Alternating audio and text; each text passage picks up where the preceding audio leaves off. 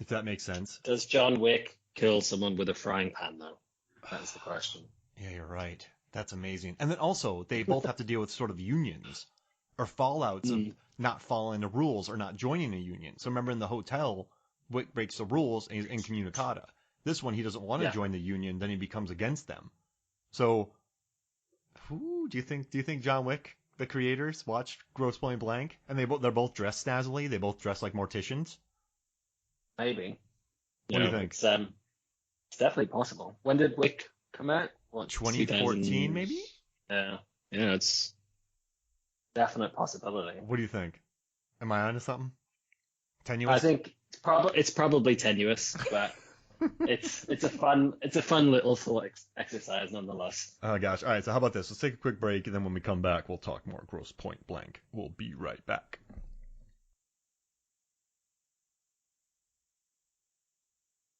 Welcome back to Movies, Films, and Flicks, and I don't think I'm ever gonna look at an egg white omelet the same ever again. I love that scene. I'll take an egg white omelet. What do you want on it? Nothing. Well, that's just egg whites. I don't care. I just want the protein. Like, what? While he's got his hand under the table in like a brown paper bag. Yeah, and like he looks bad in that situation though. Why does he make the monkey noises when he leaves? That's the one part I don't like. Yeah, I don't really get why he did that. It's quite out of character for him, isn't it, to be boisterous or and rude in public? Yeah, it's a weird one. It might be one of Niall's face when I said that. You looked just as perplexed as I did. You just kind of squinted up the eyes, and you're like, "Wait, I don't." It's it's a very odd choice, right? I don't like it. I assume they filmed, as we said a while ago, they filmed 3 versions of everything apparently, and this was the one that they liked the best. So I wonder what the other ones were. That's the one scene you never see him being boisterous in this film, and so to watch him do that because if you look at their first meeting, mental telepathy. It's very very much more reserved and calm. He stood by his car. They're talking about the union. They're sidestepping each other. Hands kind of like in their pockets, like ready to get their guns out at a moment's notice. Oh, that brings me joy watching the two of them walking towards each other. It makes me so happy. Just like the side shuffle and just like one hand, on the holster, one hand kind of reaching out just to sort of half handshake. Oh, it's beautiful the way Akroyd walks. Oh man, that scene. We'll just watch how he walks up to him with his little side shuffle. Oh, it makes me so happy. But yeah, that's the one thing I didn't like. And it got really aggressive when he's like, "I'm gonna shoot you in the head and do that stuff to the gun hole." That's that got a bit extra. Right, but I guess I'm happy to see that because we know maybe there's that side to Martin Blank. But it's the one scene that's really doesn't work for me. I don't know. Yeah. Because it's the one scene. But that's interesting. I guarantee you're right. I bet you they filmed various sizes. They said they filmed over, what did he say? Over 75,000 feet of film or 750,000. Like I know people have shot a lot of film. And so he said over 45 days they shot a ton.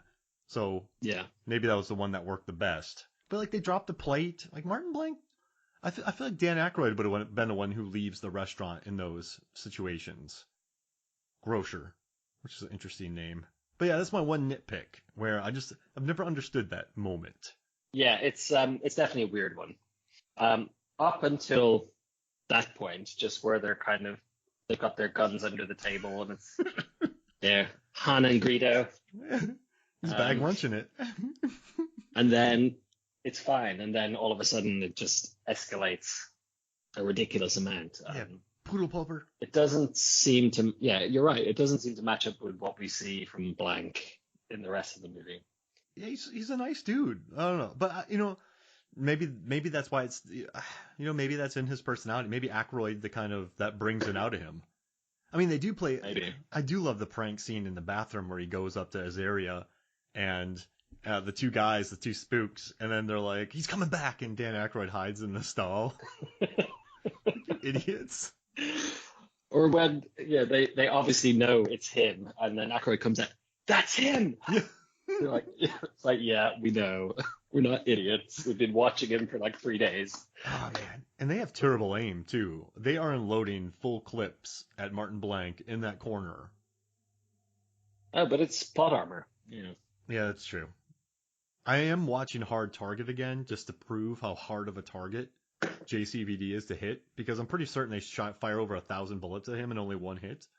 So it should be called really hard target. Yeah, well, you could call Commando harder target. No, I've already done that. How many rounds they fired? I did. I figured out how many bullets missed him. I have the number somewhere. It was, yeah. I remember reading it when you brought it out, but yeah, it was a silly number. But there are, for a kind of black comedy, which this movie is kind of marketed as being. Yeah. There are an awful lot of bullets fired. Yeah. And missed. Yeah. Like, you think about In Bruges, that's a black comedy. That's deadly. Yeah. That is an awesome movie. It's so funny. Black comedies, they're normally more violent, right? When you think about, or more, like, think about how raunchy Bad Santa is. Think about how violent In Bruges is. Yeah. I guess this is like a feel-good black comedy? Yeah.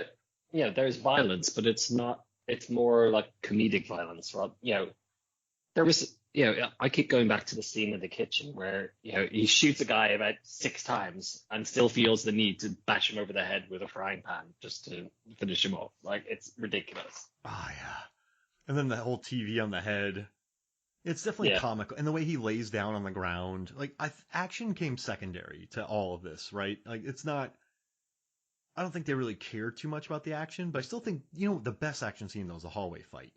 Aaron Newworth, Now with Aaron Abe on Twitter, he just shared he's like best front kick by a non-action star. That's a brutal fight. I mean, there's elbows, there's knees, there's pens, there's holds. Like and you want to at the end of it, he's sweaty. It was like a 1-minute fight. Yeah, he's sweaty, and then his buddy, Debbie comes first and screams, runs off. But then his buddy from high school comes around and sees him with a dead body. He's like, okay, what are we doing? Let's go. Dispose of the body. Cool. I'm in. Oh, man, that boiler scene. And then they just drop the body so dispassionately. And then I like how Jeremy Piven goes to shake his hand. Hey, I'm this guy. I do this. I'm a real estate agent. And Martin just looks at him like, I already told you what I am. And he sort of just gets it and walks away. It's kind of a cool scene. And then I also like how that guy's in the background just standing around drunk, completely bombed. Yeah. I mean... I guess I never have been to a reunion, but Ken's just in the background looking drunk. He's going to use that line. But I do love that action scene. You could tell Cusack cared about that one. It's a much more, it's something that, we've seen a lot of in the last kind of 5-6 years, particularly with the Netflix Marvel shows. There are a lot of hallway fights. Yeah, Old Boy kicked it off. And they're all pretty awesome. Yeah, dude, the Daredevil. Oh, man. But you actually just made a pretty great point about black comedies, because we did an episode about Cold Pursuit with Liam Neeson, and even the original movie. There's violence in there, but it's played so bleak. This one's a black... Is this movie a black comedy? What the reviews say it is. They say it's a black comedy. I don't think the humor is that dark, to be honest. The humor is quite, the humor is drawn from kind of the ridiculousness of the situation where it's like, hey, this guy's a hitman and he's kind of wandering around, and then Cusack's deadpan delivery. Yeah. Rather than something like In Bruges where there are like, people getting shot and like all sorts of horrible people doing horrible things. Fargo, like right? Hookers and cocaine and all of that. Very Bad Things is a dark comedy. And like Cold Pursuit, there's an entire gag about how slow it takes to lift up his son's gurney. It takes about 45 seconds. They're just going... That's bleak. Yeah. Do you think this work? Well, I know it's odd to explore, but maybe that term just got thrown out, and then people were like, oh, I guess that's what this movie is. I should explore that theme. Because it's not a dark comedy. I would say it's more of like a romantic comedy than anything, right? Yeah, I think it's definitely about it's all about his kind of his homecoming and his like kind of going back to the love of his life. The action and the violence is very much secondary. But that's the term that got thrown out. Yeah. I don't know. I'm sorry I'm all lost on this, but I wouldn't call. I used to call this like a dark comedy, but I just think I'll call it a romantic comedy now. It's and I'm happy for it though. That's why it's a desert island movie. It's probably not the cuddliest of romantic comedies. Yeah. If you're dating somebody who's a little bit squeamish about violence, that's true. Maybe not for them. But yeah, if this was in Bruges, because in Bruges would not be a desert island movie for me. In Bruges, because that's heavy. I would happily watch it, but not more than like once every couple of years. What are your desert island movies? Back to the Future. Yeah, you should listen to that episode. That's a good one. Yeah, I think I said on that episode, I can happily rewatch that anytime. I would probably go Jurassic Park. I really enjoy Armageddon. Oh yeah. Hey, listen to that I can episode. rewatch. I can rewatch that anytime. Trying to think what are some other. A Knight's Tale I might consider, because that's just infinite. One. Like I think Evolution is another movie I can watch endlessly. Deep Blue Sea would absolutely go with me. You know why? Because I love that movie.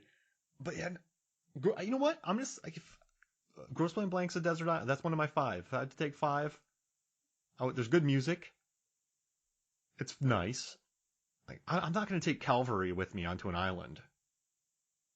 Yeah, it's tough. It's for an island. Yeah, it would have to be something you'd rewatch. Like I remember, there are a couple of movies I've seen far, far too many times, and I just never want to see them again. Like I remember when I first moved to Korea, I was in like this small 1-room apartment with a VCR, and there were 2 videos left by the previous person, which were The Last Samurai and Enemy of the State. And these are the only things I had to watch for like my first month in Korea. So I watched them a lot. Enemy of the State is quite rewatchable, right? Because just the kinetic, like editing and the cool cast. Like there's always somebody interesting on screen in Enemy of the State. Yeah, it's like, you've got Hackman. Like I remember seeing that movie in the theaters. Oh yeah, it was pretty good. Oh, I love Hackman. But yeah, I think I could take Batman Begins actually. That's another one.